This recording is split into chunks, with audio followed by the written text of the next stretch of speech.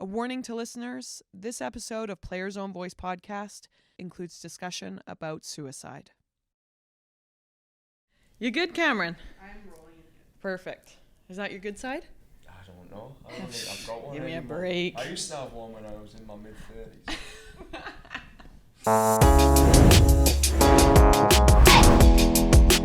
All right, well, first things first, Betty. Last time I saw you was at my wedding, so let's not pretend like we don't know each other to an extent.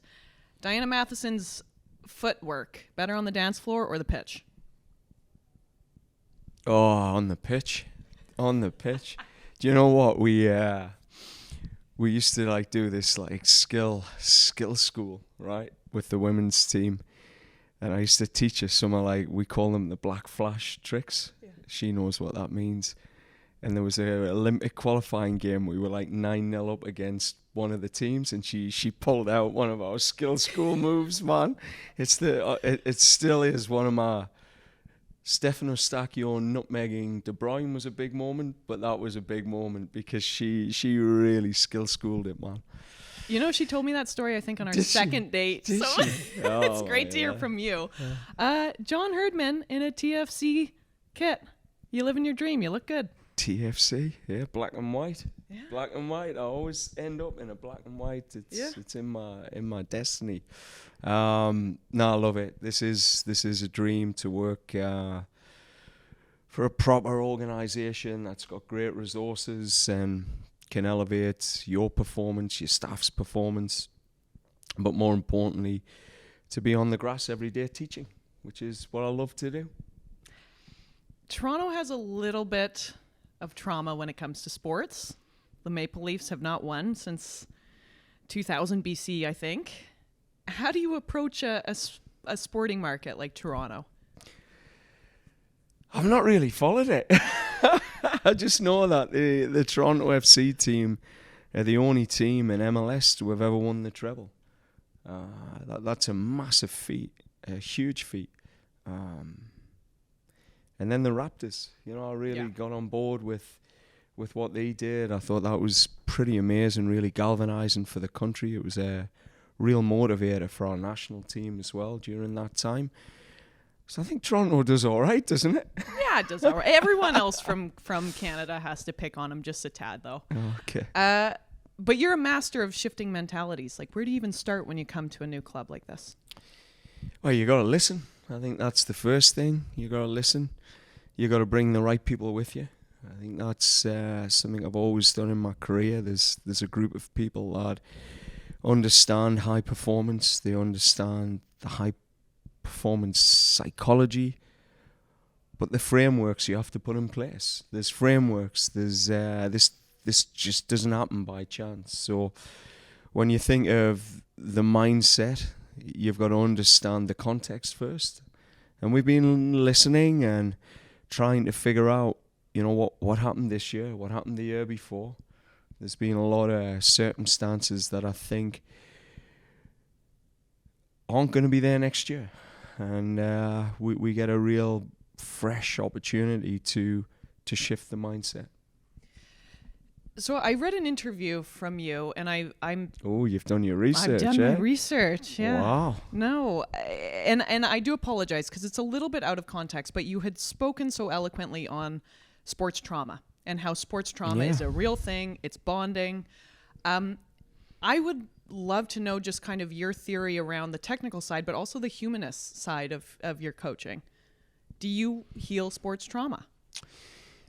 Well, I had a great teacher, Dr. Kerry Evans, who Dan will know really well because he helped, I think, emotionally reconnect and heal that team in 2011. So I was really privileged to go through a process where you really had to understand that mindset will always undermine skill set and structure. So tactically, it doesn't matter how good you have them organized if the mindset's not there. Mm-hmm. Or even your skill set, you might be the most gifted, but we see a lot of gifted players underperform. And it comes back to that mindset piece. And that mindset is always going to be self-sabotage because there's a a part in us that doesn't believe in ourselves, and then you throw the context or the environment or a culture where there's fractures, where there's a lack of trust. Humans tend to behave in certain ways, and those behaviors play out in real time, and particularly in high pressure performance moments. So, for me, right back to the sports trauma, I made a commitment to make sure that the people in my care would never be traumatized by sport.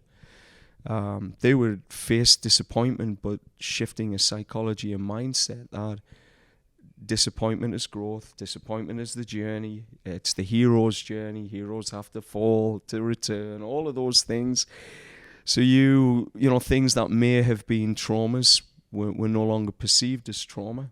But I think the critical part was you were never going to take a group of athletes to a place where they felt shame. And I think shame's the key word here. They're ashamed of who they've become as an athlete, or ashamed of what they've created in their sports identity or in the world that they could have influenced. So if I go back to all of it, it's about disappointment's okay, failure's okay, but shame's not. I'm Roman Catholic, so this feels like confessional, to be honest. But it is. Shame is not. No, that was brilliant. And when you said 2011, you of course were talking about the women's national team coming last essentially in the World Cup, and then finding themselves on the bronze medal step in 2012. Do you treat yourself that way? I think I can teach it better than I live it. I think it's hard. Yeah, it is hard. It is hard. I think my childhood was a one where you were exposed to a lot of shaming moments. And I think that has probably directed a lot of my coaching philosophy, particularly moving into teaching, and a lot of the shaming moments I had at school, being a hyperactive ADHD type child, and being constantly shamed in that moment at school, sent out of classrooms and all those things. But at the end of the day, I think you have to look back at the chronology of your life. You've got to look at some of the reasons, why you are the way you are, but recognize that, a lot of those moments have put you inside what I would always describe as a performance cage. And a lot of us get nowhere near our potential or become a shadow of ourselves in big moments because of the scripting, the realities you had in those early years. And I think, as I say, I go back to Dr. Kerry Evans. He helped us understand some of the realities that I'd dealt with, and how they were impacting me as an adult, which you then start to weave that into your coaching philosophy, understanding yourself, some of the things that are holding you back. And I don't think you're ever cured of it. You're never cured of it. You always typically taken back to some dark places, but it's how quick you can get back to that performance space. And that's where I've definitely become better at in my career. I think the some of the traumas of the early life and then traumas through your career, it's never going away, but how quick can you respond? But more importantly, have you created the culture that doesn't amplify the situation? And have you created the foundational pieces in your own self-mastery, where you've managed to master your energy, your love, your work, to make sure you can respond to the adversity that's naturally going to be there? So I've probably taken that a little bit off topic, but I would say I've been on a journey to self-master elements I can control in my own career to keep me at my best, but more importantly, to respond quicker to the moments that are inevitably there as a head coach. So I asked a few birdies, hey, I'm talking to John, what would you be interested in hearing? And so many folks said, he is so detail-oriented, I mean, every coach is a planner, but you are to a next level. You are standalone. And your wealth of motivation is standalone as well. Where do you think that comes from? I think it's understanding that mindset is key to everything. Like mindset, clarity, what the brain searches for, strives for, how to ignite parts of the brain that are going to help people to perform. I think that's at the core of it all. As I said, the technical foundation is important because that's part of the clarity. You have to create clarity. So one of our key principles we work from is light, bright, and clear. You're creating light, bright, and clear training moments, one-on-one meetings, staff meetings. And when you think of those three words, if you think of your own home, if you think of your own workspace, your own relationships, are they light, bright, and clear? So come back to just understanding how the brain will work, the psychology of an elite performer, and I think just generally what the real triggers are for performance. So mindset is at the core, like everything else. If you think of mindset is for me, the hub of a wheel, all the other elements are just spokes. But to create an optimal mindset, what does the brain need? It needs clarity. It needs safety. And clarity is your role, where you fit within this framework. You need clarity on what that role looks like on the pitch. But then the trust and safety is what brings all of that alive. Without the trust and safety, you don't really feel clear. Yeah. So when you walk into the locker room now, or perhaps the first time you walked into the TFC locker room, what did you see? Trauma. Trauma. Disconnect. Similar to 2011 when I walked into the women's first meeting. That is good, though, for TFC, if that's the similar vibe. But similar to 2018 with the men's team as well. I mean, this is a team that are just consistently being beat up by the media. The women are better than the men and all this sort of stuff. You just see the residual and accumulative trauma, which I think creates a permissiveness in cultures. Things you almost get this supportiveness. So guys will stick together to some degree, but there's a massive amount of permissiveness. The standards just aren't there. The high performance standards. And come back to when people say the detail orientated, for me it's a clear above the line standard. Wherever we've gone, we've set a framework of 80% plus above the line. That's the starting point. And I think when you walk into these cultures that are fractured, that line is just lowered to about 50%, 55, 60. And as long as we get to this line, we're doing okay. So resetting that line and then bringing in this framework with principles that are so clear that you only break yourself against them every day. So you turned around the Canadian women's team, you turned around the Canadian men's team. Was the principle the same? Here? Yeah, just in those experiences. We've, and I keep saying we because there's a group of us. There's no way you can create transformational leadership on your own. There's a group of people that understand the philosophy, understand the framework, they buy into a way of teaching, and that links from, whether it's Maeve Glass, who's an equipment person, you've got Simon Eadie, who's a goalkeeper coach, Robin Gill, who looks at the mental wellness, cultural components. It's a group of people that understand this is the philosophy, these are the principles. But over time, these people contribute to refining them. So where we started in 2011 was a rudimentary version of where we're at now in, to a decade on.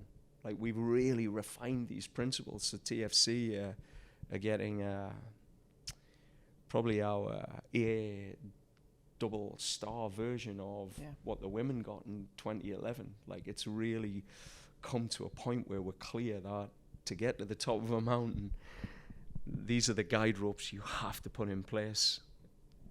You've had a massive 18 months, and I can only imagine that you are your harshest critic, because anyone in sport usually is, and if they aren't, get out of there. Lessons from Qatar 2022. What would you have done differently? Not gone. Why? I had a decision to make in June, and I went against my instinct. I listened to my wife, probably too much for the first time, and I shouldn't have went. When to leave, or? Yeah, it was the right time. I'm sorry, that couldn't have been easy. It was the right time.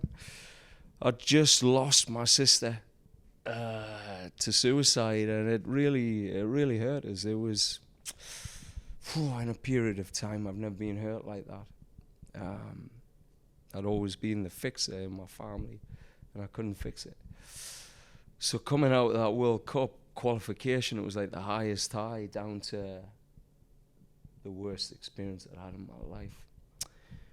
And she'd reached out for help when I was at the Gold Cup, and I didn't help her in the way I could have. So, and then I knew Canada from an organisational perspective. We weren't ready, and the players, you know, when you seen what happened in June, and the me had already shifted, the we had gone to me. I should have left. Yeah. And I still say, I mean, my daughter had the best experience of her life there. She keeps saying, like, you know, Dad, it was amazing. But I didn't need it. I felt my job was done on the qualification. I did not need that World Cup. I don't know if I wanted it either. Thank you for your... I don't even know how to respond to that. Yeah. Thank you for your honesty. Yeah. I think people look to coaches and they think that they always have all their shit figured out. No, we never do. God, is there anything that, you know, just in the last 18 months that you can kind of celebrate that's brought you to this moment? I think the celebration was walking through the doors here, realising a dream to work with a top-class organisation, to get on the grass every day, and to go on to that next stage of my career, which I'm excited for. It's going to be good. You're a rare person in Canada where people really, really listen to what you say. I have the privilege of talking to a lot of athletes, a lot of folks in the sports system, but people sit down and they listen when you talk. And so I'm very grateful that you're speaking with me right now. What do you say, or what do you, I hope you roll your eyes, but anyone that goes, he's only coached national teams, I don't know if he'll be able to coach a professional club. What do you say to that? I think there's some truth in it. I don't think there's any. Oh my God. Do you know how many times I've had pints and defended you with these upper body? I think you're gonna win a cup in 2 seasons, maybe 1 season. Don't take offense to that. But look, you know, people can tell their truth. I mean, they deserve their truth, and that's up to them. But I think, you know, I was a coach from New Zealand who'd never coached a winning team before. I was a coach who coached women who'd never be able to coach men. I was a school teacher who'd never been a football player, so I'd never be a coach. I mean, that's the world we live in. The good news is, over time, I've just learned that you don't listen to any of that. Yeah. That's the beauty. Like, yeah. You have left such a mark on every single place that you've worked and coached out of. It's a testament to just how your former players talk about you. There is a Canadian Women's Professional League coming. How exciting is that going to be? Yeah, very exciting. It's been a long time coming. But I'm more excited to see the struggle, the battle, what that group of women have gone through.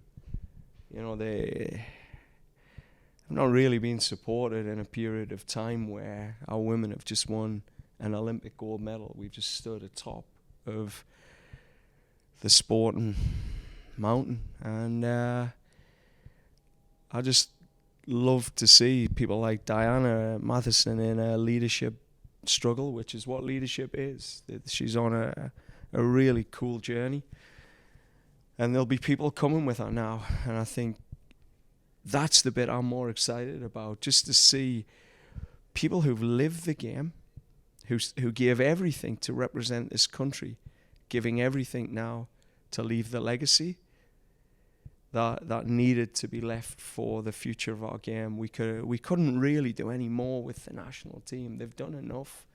It had to be something different, and it's taken somebody now who, one, it's in their blood, and two, they know football.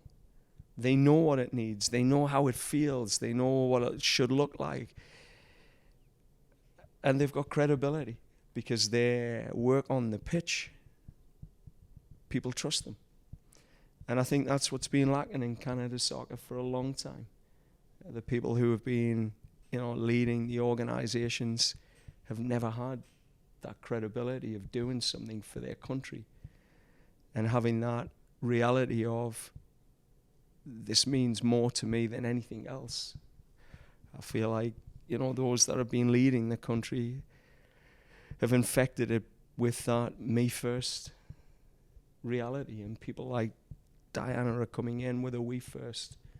This is about others. This is about legacy. This is about a better future. This is about what we never had. Thank you so much for your time. I Thank really you. appreciate it, John. You always look great, my friend, and especially in TFC black and white. You gotta love to see it. It is red and white, actually, or red and black, but I'll take the black and white. Newcastle United. Yeah, go Newcastle. Yeah, thank you. Thank you.